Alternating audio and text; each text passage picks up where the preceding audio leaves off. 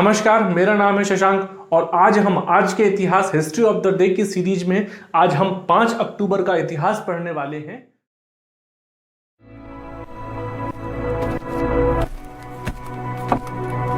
स्वागत है आपका आपके अपने YouTube चैनल हॉरिजॉन में। तो आज हम पढ़ रहे हैं 5 अक्टूबर का इतिहास। तो 5 अक्टूबर के दिन किन किन महान विभूतियों का जन्म हुआ था ये पढ़ेंगे। तो 1524 में रानी दुर्गावती का जन्म हुआ था। वीरांगना रानी दुर्गावती जो थी, इनका जन्म हुआ था बांधा उत्तर प्रदेश में। और इनका जो शासक मतलब जो वाला एरिया था वो था गोंडवाना राज्य। गोंडवाना राज्य की ये शासिका थी और जिस समय वहां की ये शासिका थी, वहां पर उस समय का राज्य इतना समृद्ध था और इतना सुव्यवस्थित था कि वहां की प्रजा जो लगान जो टैक्स है वो सोने की सिक्कों में या फिर हाथी घोड़ों से उसकी लगान की अदायगी करती थी। जो रानी दुर्गावती थी उन्हीं के नाम पर जबलपुर में रानी दुर्गावती विश्वविद्यालय है। और रानी दुर्गावती ने अपनी दासी जो चेरीमती थी उन्हीं के नाम पर वहां पर चेरीताल बनवाया था। उनके जो विश्वसनीय एक आधार सिंह नाम के एक सेनापति थे, उनके नाम पर आधार ताल है और स्वयं के नाम पर रानी ताल की स्थापना रानी ताल बनवाया था। ठीक है, अब हम आगे देखते हैं 1964 में। तो मधुमिता बिष्ट, यहाँ पे 1500 की सीरीज चल रही है, बीच में 1964 आ गया है। मधुमिता बिष्ट को मैंने ऊपर कर दिया है। ये मधुमिता बिष्ट जो थी वो बैडमिंटन प्लेयर थी। ये सब जूनियर बैडमिंटन चैंपियन भी रह चुकी हैं। इन्होंने जो है 8 बार मधुमिता बिष्ट जी इन्होंने 8 बार भारतीय बैडमिंटन चैंपियनशिप जीती है महिला एकल में। 8 बार जीती हैं इन्होंने। फिर उसके बाद हम आगे की तरफ चलते हैं। तो 1890 है। किशोरी लाल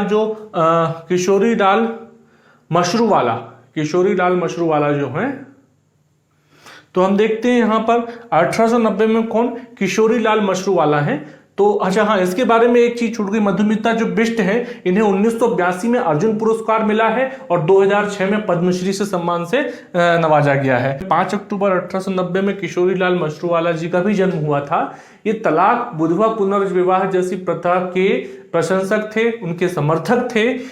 ये जो है बाल गंगाधर तिलक और गोपाल कृष्ण गोखले जी को अपना गुरु मानते थे या उनके विचारों को का समर्थन करते थे। अब इन्होंने जो है 1890 में इनकी जन्म हुआ और साबरमती आश्रम जो गांधी जी द्वारा बनाया गया था वहां के शिक्षक के रूप में इन्होंने अपना करियर की स्टार्टिंग की थी। 1936 में हितेश्वर साइकिया जी का जन्म हुआ था आज ही के दिन, 5 अक्टूबर के दिन। ये जो है 2 बार मुख्यमंत्री थे। 2 बार मुख्यमंत्री कहाँ के थे? असम के थे। एक बार 1983 से 85 तक और दूसरी बार 1991 से 96 तक।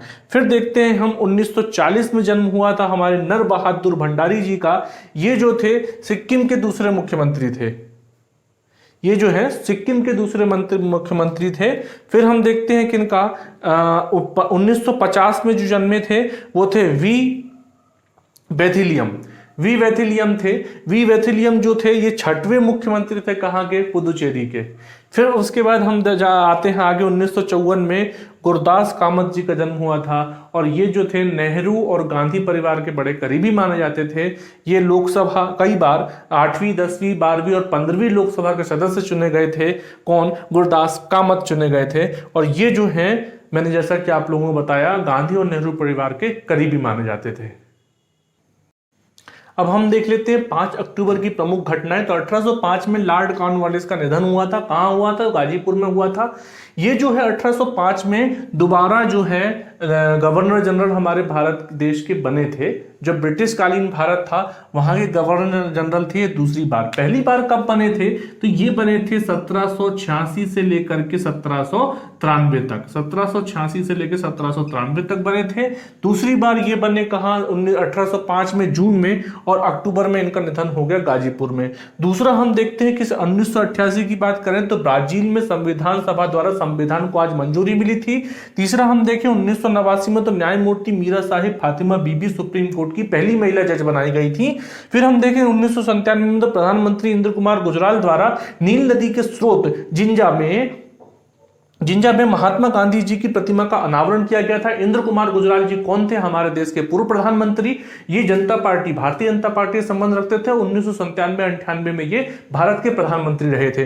अब देखें कि जो नील नदी का स्रोत जिंजा है वो कहां पर है, तो ये युगांडा के कंपाल, युगांडा की जो राजधानी है कंपाल, वहां पर है। और युगांडा कहां है? तो वो है अफ्रीका में। अब हम आगे देखते हैं, दूसरा पॉइंट 1997 में ही है। 1997 में कब? 5 अक्टूबर 1997 में भारतीय टेनिस खिलाड़ी लिएंडर पेस तथा महेश भूपति द्वारा जिम कुरियन तथा एलेक्स ओब्रायन को हराकर चाइना ओपन टेनिस टूर्नामेंट का खिताब जीता गया था। अब देखें लिएंडर पेस कौन है, तो लिएंडर पेस गोवा से आते हैं। महेश भूपति कौन है, तो ये बेंगलोर से आते हैं। लिएंडर पेस जो है उन्हें 1996 में कांस्य पदक मिला था ओलंपिक में। उसके बाद इन्हें 1996 में ही राजीव गांधी खेल रत्न पुरस्कार दिया गया। फिर उसके बाद हम देखें महेश भूपति जी के बारे में। महेश भूपति को 1996 में ही अर्जुन पुरस्कार मिला। 2001 में लिएंडर पेस और महेश भूपति दोनों को ही पद्मश्री से नवाजा गया है। अब लिएंडर पेस की एक और बात है कि ये विंबलडन जूनियर ओपन जो चैंपियनशिप होती है उसमें ये 1990 में उसका खिताब जीता है। विंबलडन ओपन का खिताब, जूनियर विंबलडन ओपन का खिताब जीता है। और वहीं पर इन्हें एक प्रसिद्धि और प्राप्त हुई कि ये जूनियर नंबर 1 कहलाए, जूनियर नंबर 1 खिलाड़ी कहलाए। कब? 1990 में, जब इन्होंने विंबलडन ओपन का खिताब जीता, जूनियर विंबलडन ओपन का खिताब जीता। याद रखिएगा, विंबलडन ओपन में बोल रहा हूं, जूनियर विंबलडन ओपन की बात हो रही है। ठीक है, अब आगे देखते हैं। अब हम देखते हैं यहां पर आगे 1999 में क्या हुआ था। भारत ने व्यापक परमाणु परीक्षण प्रतिबंध संधि CTBT पर होने वाली विशेष बैठक में शामिल नहीं होने का फैसला किया था। ये CTBT में शामिल नहीं हो रहा था। अब देखिए, हमारा जो पोखरण का परीक्षण हुआ था, परमाणु परीक्षण, पोखरण में जो परमाणु परीक्षण हुआ था वो कब हुआ था? परमाणु परीक्षण कब हुआ था? 11 मई 1998। 11 मई 1998 को पोखरण परीक्षण हुआ था। अब आप समझ गए होंगे कि CTBT में देश जो भारत है वो शामिल क्यों नहीं हुआ। अब हम देखते हैं 2005 में खुशमिजाजी में भारत चौथे के स्थान पे था। 2008 में देखते हैं केंद्र सरकार ने सर्वोच्च न्यायालय के निर्देशानुसार सेतु समुद्रम परियोजना के लिए दूसरी जगहों का परीक्षण शुरू कर दिया था। उसके बाद जो सेतु समुद्रम परियोजना वाला जो पुल है वो करीबन 48 किलोमीटर का है, जो कि मन्नार की खाड़ी और पाक जलरमरू मध्य को अलग करने का काम करता है। अब हम आगे देखें, 2011 में भारत ने दुनिया का सबसे सस्ता टैबलेट PC लॉन्च किया था, जिसकी कीमत कितनी थी? मात्र 2250 रुपए। अब हम देखते हैं 2011 की एक और घटना जिसमें लिखा हुआ है कि भारतीय सर्वोच्च न्यायालय ने निर्णय दिया कि सरकार या उनके विभागों द्वारा किसी विशेष उद्देश्य से अधिकृत की गई जमीन का उपयोग नहीं बदला जा सकता। मतलब कि सरकारी विभाग या फिर सरकार द्वारा कोई जमीन किसी उद्देश्य से ली गई है तो उसी उद्देश्य को पूरा करने के लिए वो जमीन उपयोग में आएगी। किसी अन्य संस्था को या किसी के निजी प्रयोग के लिए उस जमीन को लीज पर नहीं दिया जा सकता। ऐसा भारतीय सर्वोच्च न्यायालय का निर्णय था। अब ये वीडियो था 5 अक्टूबर का इतिहास, history of the 5th of October.